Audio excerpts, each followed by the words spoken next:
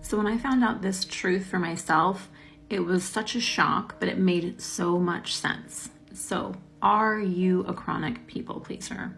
Do you find yourself sacrificing a lot of parts of you just to be accepted and loved? Do you find yourself being in relationships where you give more than you get? The biggest piece of this, and what it boils down to, is that we become people pleasers because we started off as parent pleasers.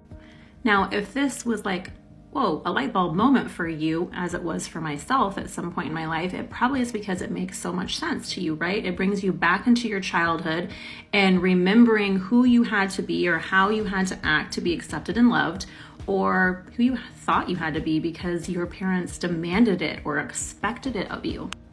So people pleasing behaviors just come into a part of how we cope, because there's so much a way that we have to evolve just to maintain this connection and this closeness with our parents. And sometimes that can show up really inconsistently as a child.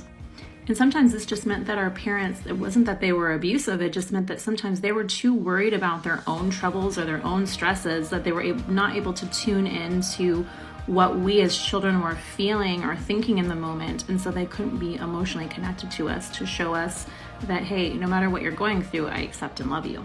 So this can lead to us repeating this as adults, because this is how we had to show up as children.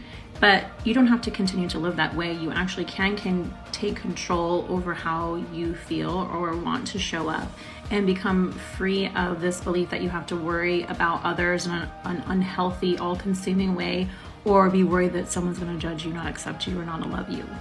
It requires unlearning the way of the past so that you can move forward for your present and for your future.